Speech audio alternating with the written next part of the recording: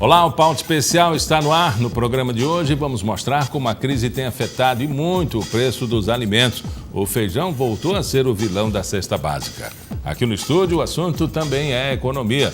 Vamos falar sobre um problema preocupante. 59 empresas fecharam as portas em Maceió no último ano por causa da crise financeira que assola o país. Detalhe, todas localizadas na mesma avenida. Também vamos falar sobre uma mostra de arte visual sobre direitos humanos, inclusão social, cidadania e dignidade que vai ser realizada em Alagoas. A ideia é promover uma discussão a respeito desses temas e as inscrições já começaram. E ainda vamos mostrar que quem tem bichinhos de estimação precisa ter cuidados com a higiene, porque eles podem transmitir doenças.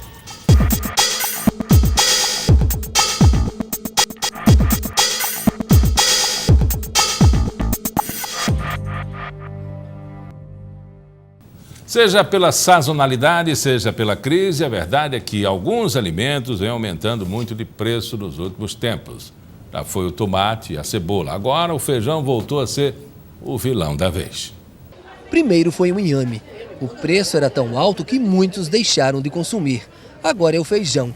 Tem local onde esse produto, considerado básico na alimentação do brasileiro, custa R$ 15 o quilo.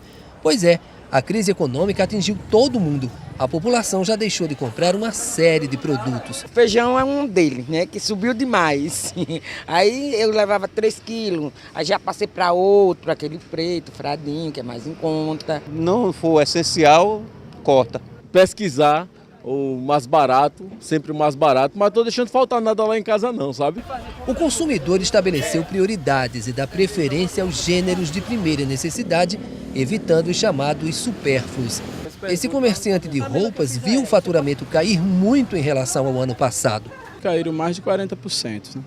E nós estamos sustentando os funcionários, segurando eles, esperando que o movimento melhore. Né?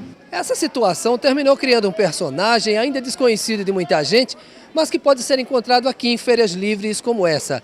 É o economista doméstico. É aquela pessoa que não tem formação em economia, não entende nada disso, mas devido à crise, aprendeu a comparar preços e, principalmente, fazer o salário esticar até o final do mês. Não é para menos. O poder de compra do brasileiro caiu. Por isso, a população está reduzindo os gastos.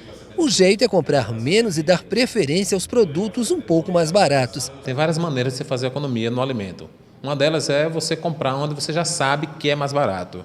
Evitar sair de supermercado em supermercado para fazer cotação de preço e comprar só o que é mais barato, porque os custos de transação, os custos de movimentação, de translado, não vai compensar a economia que você vai fazer. Entre 1º de julho de 2015 a 30 de junho desse ano, 59 empresas localizadas na Avenida Fernandes Lima, uma das principais de Maceió, fecharam as portas por causa da crise financeira que assola o país. Os dados são da Junta Comercial de Alagoas e preocupam bastante. Além de afetar o desenvolvimento da cidade, podem indicar que vem recessão por aí. Aqui no estúdio, o economista Rômulo Salles vai falar mais sobre essa situação. Vem por aí, já está passando. Qual é a atual situação financeira nossa? Veja bem, Miguel, esses números de empresas que fecharam, principalmente na Fernandes Lima, eles são preocupantes, claro, pelo fato de que empresas fechando, você tem menos trabalhando, você tem menos impostos sendo repassados para o Estado através do funcionamento das empresas, enfim, é preocupante por outro lado. É bom ressaltar que o motivo de fechamento dessas empresas, eu acredito que não seja a crise financeira que assola o país. As empresas fecham e empresas abrem independente de ciclos econômicos. Qual o motivo principal que uma empresa pode fechar? Pode fechar porque os proprietários se sentem desinteressados em continuar com o negócio, a empresa pode não estar dando mais lucro, você tem sociedade que às vezes é desfeita, sociedade, fica inviável manter apenas consórcio, enfim, vários fatores. Como é que eu me baseio nessa informação para justificar que não é a crise? Você deve ter mais de 1.000 empresas ali na Fernandes Lima. 59 fecharam. 59 de 1.000 empresas é um percentual muito pequeno para justificar que essas empresas fecharam em função de uma crise financeira que assola o país. Realmente é uma visão diferente publicizada pela imprensa, pelo governo, por os incautos, ingênuos, enfim, nós, estou falando de nós, né?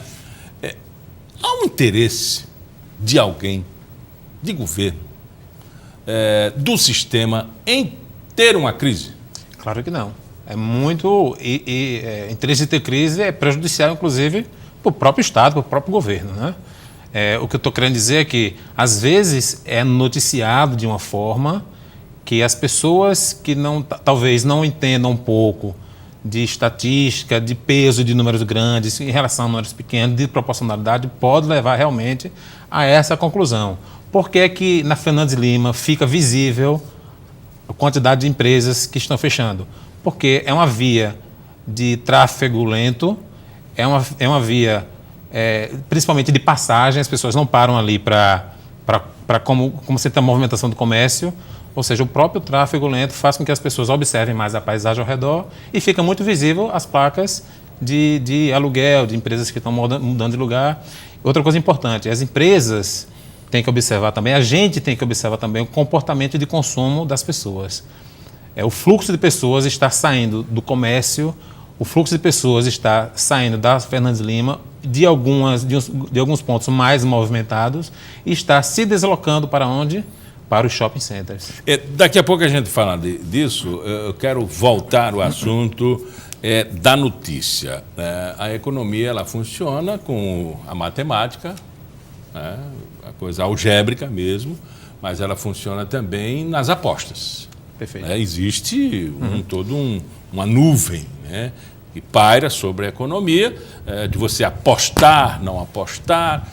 E quando se instala uma crise como essa, diz, a Bolsa de Valores caiu. Pronto, aí eu tenho dinheiro, não vou mais investir, não vou comprar. Isso repercute? Repercute negativamente na economia. É importante ter em mente também que a economia que funciona na esfera financeira, como você falou aí, na Bolsa de Valores, ela é uma economia diferente da economia que funciona na atividade real, que tem impacto direto no emprego. Nós estamos hoje com a taxa de juros muito alta, a Selic está em 14%, e isso desestimula o investimento. O empresário, se ele fizer conta, ele vai perceber que talvez ele consiga ganhar mais dinheiro com menos esforço, com menos imposto para pagar, com menos empregado para contratar, deixando ele aplicado na Bolsa de Valores, na esfera financeira, do que se realmente ele investir na economia real. É uma grande dificuldade da economia você tentar equilibrar esse movimento, fazer com que o dinheiro saia da esfera financeira e vá para a economia real, que é onde realmente a atividade funciona. Se a gente falasse no sucro, na atividade de sucro energética, né? A monocultura da cana, que já era um conceito passado, a gente vai dizer que mudou a economia. Estamos em crise, porque a cana-de-açúcar, nós já fomos o segundo maior produtor do Brasil, tivemos o maior produtor individual de cana-de-açúcar. Então, Alagoas está aprendendo com o problema da não aposta do Proálcool, da venda de açúcar para o exterior, as commodities que caíram. Alagoas tem que se reinventar, a exemplo de Arapiraca com o fumo. Perfeito. É um problema da economia local de Alagoas, que ela é uma economia voltada para a monocultura, principalmente da cana-de-açúcar. Isso prejudica o investimento em outras áreas. Você, num momento de economia como esse, a dificuldade do setor sucroenergético não vem de agora, não foi potencializado com a crise financeira do país, já vem se arrastando por muitos anos. E isso dificulta realmente você ter um Estado industrializado e com uma economia muito mais complexa, né? O que você consegue aumentar a produtividade e realmente ganhar dinheiro na economia é quando você tem essa atividade complexa. Se você tem uma economia voltada para serviço, para comércio, é muito difícil você ter grandes lucros com essas atividades. O que não desinvalida o fato de que você tem outros estados que não têm indústria. Por exemplo, Fernando de Noronha não tem indústria e o turismo bomba. Você tem Gramado, não tem indústria e o turismo bomba. Então, quer dizer, não é porque eu não tenho indústria que eu não vou bombar também. Duas situações em Alagoas. Nós somos um estado vocacionado para o turismo, não é isso? Perfeito. A economia é importante. turismo vive de um negócio, de uma indústria sem chaminé, mas uma indústria limpa. Salgadinho, 17 canais na lagoa, né? A perda agora da Praia do Gunga como ponto de referência para o Brasil, uma das mais belas praias do mundo, já foi uma das mais belas praias do mundo. O que significa a poluição ambiental diante da nossa vocação? É muito prejudicial, e investimentos nessa área para diminuir os impactos do crescimento do urbanismo, do impacto do ambiente, é muito importante, né? Hoje você não consegue falar em economia, pensar em economia, se você não pensa de uma forma sustentável. Você não consegue crescer eternamente explorando os recursos naturais que você tem sem pensar como você vai restabelecer esses recursos. Ou seja, é muito importante pensar também no sentido de preservar a indústria que nós temos, que você falou, a indústria da fumaça branca, porque é importante para o Estado. O economista afirmou que a economia na Fernandes Lima, há pouco, obedece uma sazonalidade e as pessoas têm um outro costume agora de consumo. Né? Foram para o shopping, para lá. Aí eu pergunto, a segurança ajuda nessa modificação? Com certeza. Ou a falta de segurança? A falta de segurança prejudica, inclusive, o movimento do comércio da Fernandes Lima, tem um impacto muito negativo para o comércio. Você percebe que o aumento do fluxo de pessoas nos shopping centers é voltado justamente... Embora pagando mais caro? Embora pagando mais caro. Em tese. Eu não estou dizendo que lá é mais caro ou mais barato. Em tese, paga-se o luxo. Tende a ser mais caro. E outra coisa, não é porque aumentou o fluxo nos shopping centers que esse aumento de fluxo se reverteu em faturamento e venda para essas empresas. Mas é um movimento que tende a ser aumentado justamente por causa da segurança, né? As pessoas não têm dificuldade de, na Fernandes Lima, no comércio, encontrar local para estacionar o carro. Se você estaciona o carro, encosta uma flanelinha que é cobrar R$10 para você pagar antecipado. Quer dizer, você tem todo um ambiente de insegurança que no shopping você não percebe isso. E às vezes a vida da gente ensina o que é economia. O que eu quero consumir agora, eu não queria consumir quando criança. E vice-versa. O potencial que eu tenho hoje não é o anterior. Exatamente. E há uma modificação natural. Uma modificação natural, perfeito. Rômulo, muito obrigado pela entrevista. Eu que agradeço. No próximo bloco, vamos falar aqui no estúdio sobre uma mostra de arte visual sobre direitos humanos que vai ser realizada em Alagoas. As inscrições já começaram. Também vamos mostrar os cuidados com a higiene que quem tem bicho de estimação deve tomar para evitar doenças. Até já!